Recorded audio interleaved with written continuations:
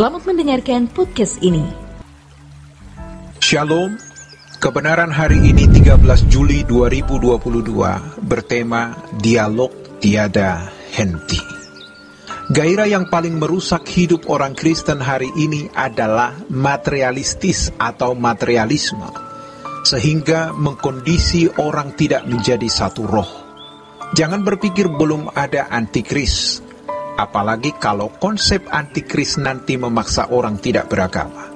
Pasti bukan hanya orang Kristen yang melawan, orang beragama lain pun ramai-ramai melawan. Setan itu cerdas, dia membuat orang Kristen tidak menyembah Allah lain, tidak menyembah dewa-dewa, tetapi terikat dengan materi atau materialisme itu. Hal ini sama juga dengan menyembah iblis. Di Lukas pasal 4 ayat 5-8, iblis menunjukkan kepada Yesus keindahan dunia. Lalu iblis berkata, "Kalau kamu menyembah aku, kuberikan dunia ini kepadamu." Jadi, iblis mensubkan dirinya diwakili oleh keindahan dunia. Siapa yang mengingini dunia, memiliki gairah menikmati dunia, berarti ia menyembah iblis. Sejatinya, gairah hidup kita rata-rata demikian. Kita telah teracuni sekarang. Bagaimana kita didetoks oleh firman dan melakukan pertobatan setiap hari. Pada intinya, jika kita merasa nyaman dengan barang, kedudukan, jumlah uang yang kita miliki, hal ini bisa diartikan bahwa kita menyembah iblis. Namun, Tuhan dalam kesabarannya yang tinggi masih memberi kesempatan kita untuk pulang. Seperti kisah anak terhilang. Banyak kita temukan, demi materi, orang bisa membunuh dan menghalalkan segala cara. Ini disebabkan oleh anggapan bahwa materi adalah nilai tertinggi. Bukan tidak boleh jadi seorang yang memiliki uang banyak, berkedudukan tinggi atau punya gelar. Tapi untuk apa dan untuk siapa semuanya itu? Mestinya prinsip kita adalah, baik kau makan atau minum atau melakukan sesuatu yang lain, lakukan semua untuk kemuliaan Allah. Karena nilai tertinggi kita adalah Tuhan. Namun, hampir-hampir tidak kita temukan orang seperti itu. Sementara, iblis menggelotori berkat materi untuk menyandra kita dalam pola hidup dan gaya hidup yang salah tersebut. Bukan tidak boleh menjadi kaya, tetapi jangan kita terikat oleh kekayaan tersebut. Siapa mengikatkan dirinya dengan Allah menjadi satu roh, sesuai dengan doa Tuhan Yesus di dalam Yohanes pasal yang ke-17 ayat 20-21. Engkau dalam aku dalam engkau, ya Bapa. Ya Bapa, kata Tuhan Yesus, dan mereka dalam kita. Kita membutuhkan materi, benar. Karenanya kita studi, kuliah, kerja, cari nafkah. Tapi jangan kemudian kita menjadikan materi sebagai tujuan. Paulus sudah mengingatkan kita dalam 1 Korintus pasal yang ke-6 ayat 12. Segala sesuatu halal bagiku, tetapi bukan semuanya berguna. Segala sesuatu halal bagiku, tetapi aku tidak membiarkan diriku diperhamba oleh suatu apapun. Apa salahnya buat ini atau itu?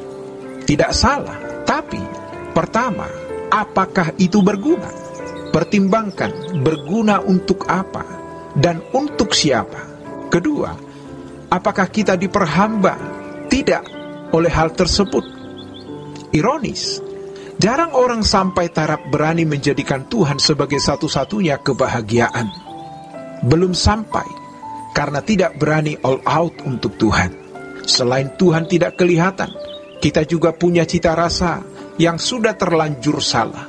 Kalau kita mau menjadi warga kerajaan surga, cita rasa kita harus diubah. Kita harus mengalami proses perubahan, didetoks oleh firman, mengikatkan diri dengan Allah menjadi satu roh. Kalau selera kita sama dengan Allah, kalau firman Tuhan mengatakan dalam Filipi pasal 2 ayat 5-7, hendaknya dalam hidupmu kamu menaruh pikiran dan perasaan yang terdapat juga dalam Kristus, supaya kita memiliki selera yang sama.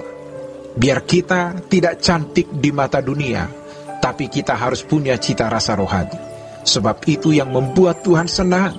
Sebaliknya, walaupun kita cantik seperti Miss Universe, tapi kalau tidak punya selera seperti Tuhan, kita akan dibuang ke neraka.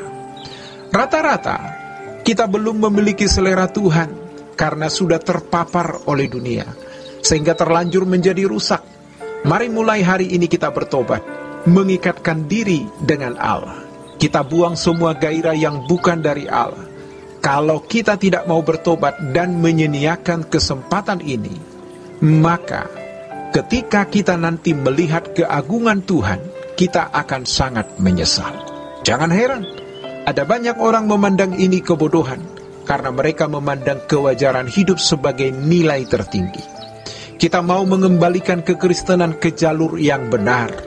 Dulu, orang-orang Kristen teraniaya, tapi mereka rela kehilangan harta, keluarga, bahkan nyawa mereka. Kekristenan menjadi murni. Mereka menjadi mempelai-mempelai kudus seperti perawan suci bagi Kristus. Iblis tidak ingin orang Kristen menjadi perawan suci bagi Kristus. Orang-orang Kristen dicemari dalam hidup percabulan.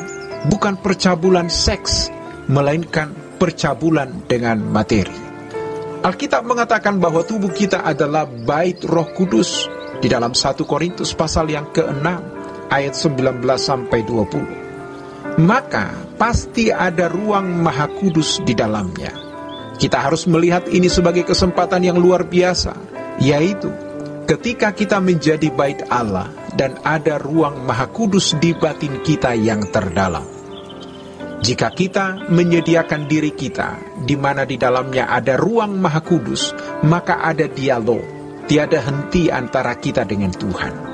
Ketika kita menyadari bahwa kita kurang mendengar suaranya, itu karena kita sering mendengar apa yang tidak perlu kita dengar. Bercakap-cakap dengan orang-orang yang tidak perlu kita bercakap-cakap. Melihat apa yang tidak perlu kita lihat. Kelihatannya tidak masalah, namun sebenarnya ada virus di situ.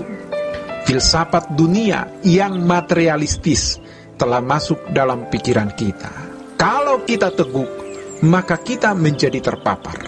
Jangan seperti istri Lot yang kelihatannya lari keluar dari Sodom, namun ternyata hatinya masih tertinggal di sana.